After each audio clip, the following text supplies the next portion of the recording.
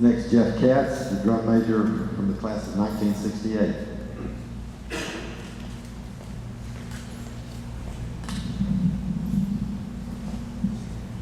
As Costi said earlier, we would hear the same theme over and over again as we have about what a wonderful person Mr. Calabrese is. I have to say this will be the first time I'll say Jim is.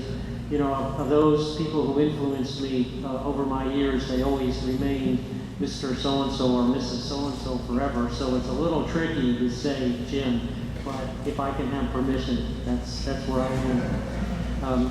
The second thing, which will be a little different than what's been said before, is I'm really glad to see this picture because look at this handsome dude. Can you believe that guy? I mean,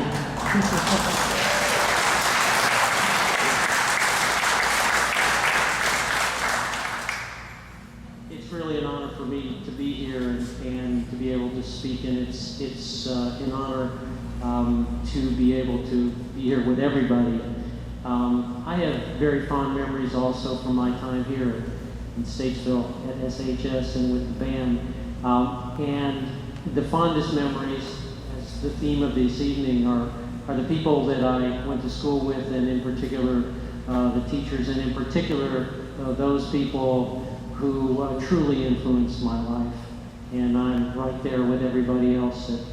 Jim, you've had a major influence on my development. And when I heard from Barry Gordon about this, it just so happened that I happened to read the only journal that I read regularly, which is Sports Illustrated. And there was an article recently about Archie Manning, the famous quarterback whose sons you all know, Eli and Peyton, in the NFL.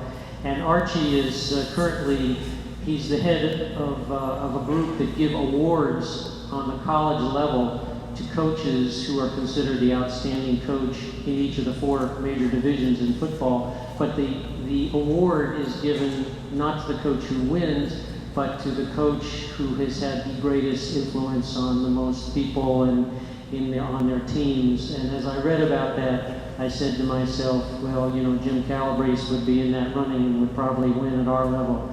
So that's how we all feel.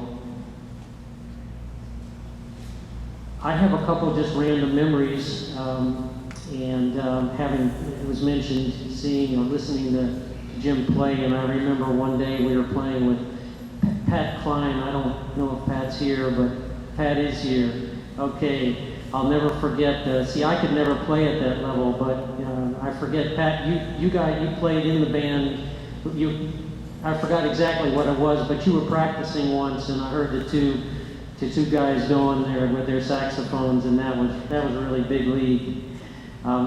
It was an amazing thing to know that to be part of the team, to be able to walk down the hill into Greyhound Hollow and know that probably more than half the people in the stadium were there to see the band as opposed to the football game. I'm sorry to the football players here, but that was the truth. So I can't say any more than thank you for who you are and who you have helped all of us to be. One other very touching thing for me was not having seen Jim in about 30 years. My mom was buried here not long ago, and I got out of the car and we were at the funeral home, and with Albert Hyatt and Jim Calabrese walked up to me to give me their regards, and it was very, very moving and very special to me, that. And as I came in this evening, Jim asked about my mom and dad, and that's very special for me.